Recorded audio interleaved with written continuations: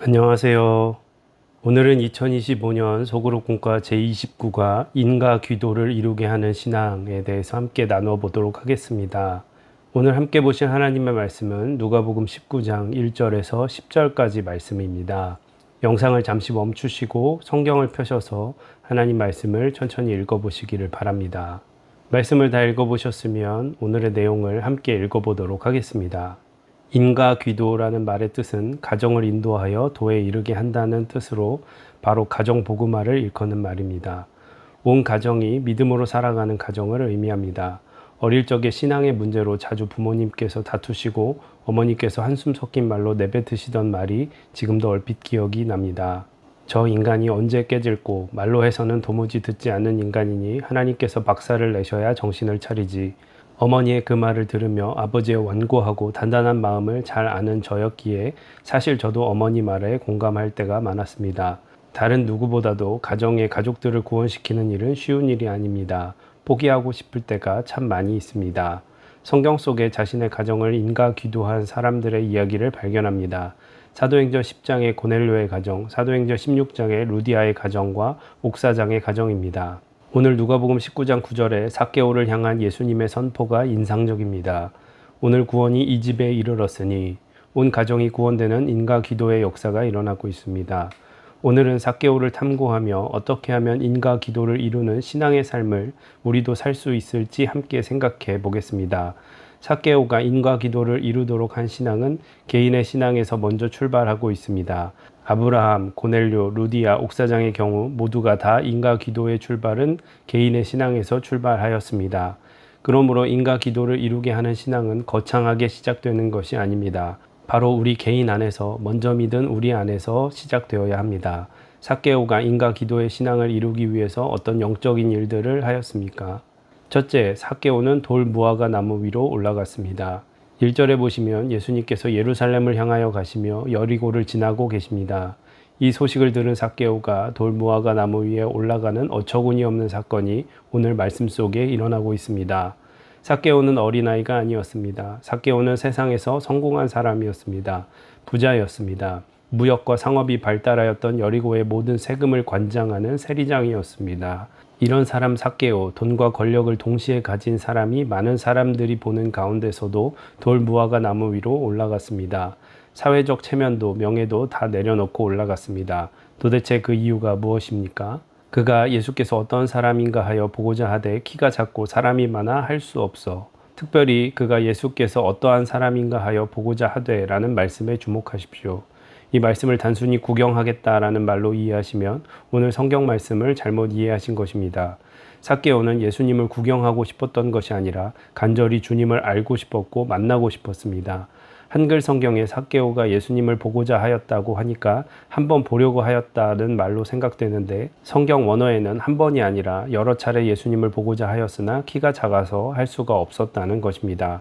결국 삭개오의 그 간절함은 자신의 모든 것을 내려놓고 예수님께 올인하는 믿음으로 돌 무화과 나무로 삭개오가 올라가게 하였습니다. 우리가 가정을 인과 기도하기 위해서는 제일 먼저 바로 삭개오와 같은 신앙이 회복되어야 합니다.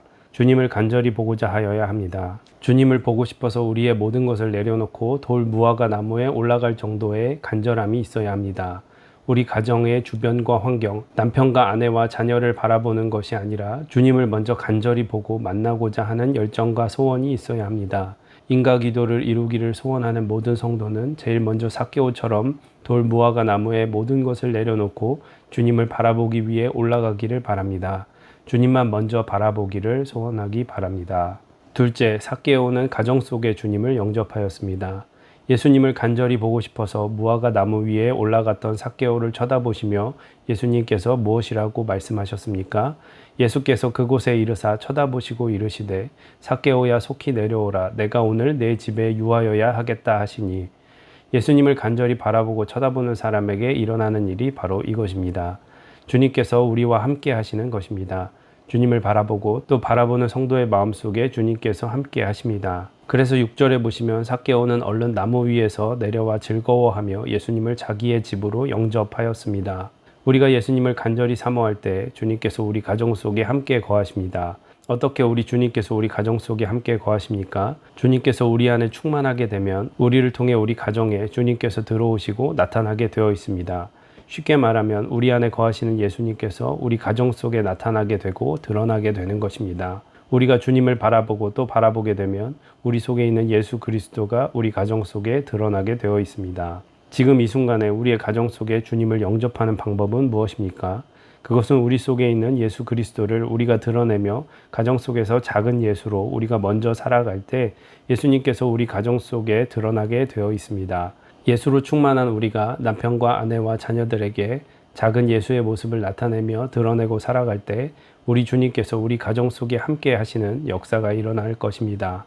우리 주님을 이 시대 가운데 우리 가정 속에 초청하는 것은 예수님을 바라보고 만지고 눈으로 본 우리가 작은 예수로 가정 속에서 빛과 소금으로 살아가는 것입니다. 바로 그 순간 우리 가정 속에 살아계신 예수 그리스도가 드러나고 증거되는 것입니다.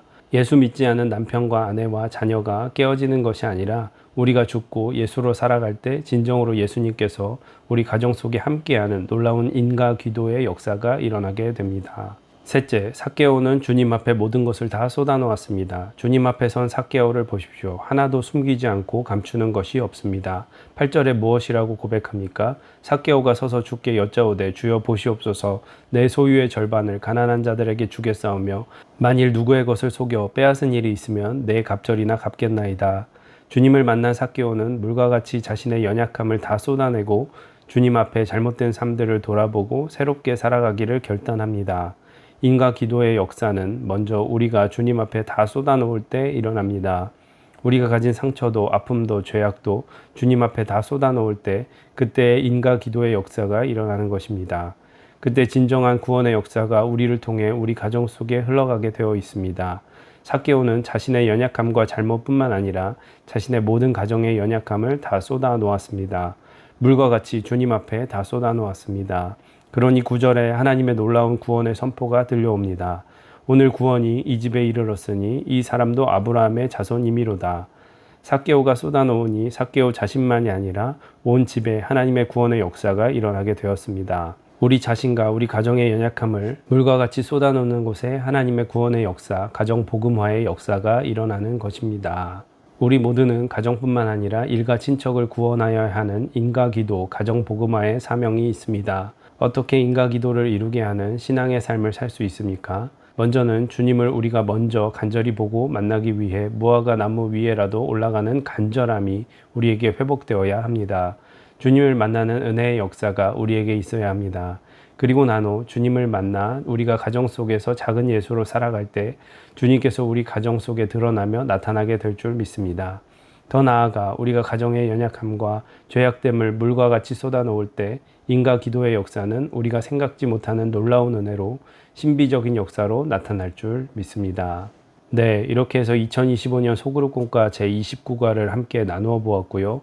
나눔과 적용을 천천히 읽어보시기를 바랍니다.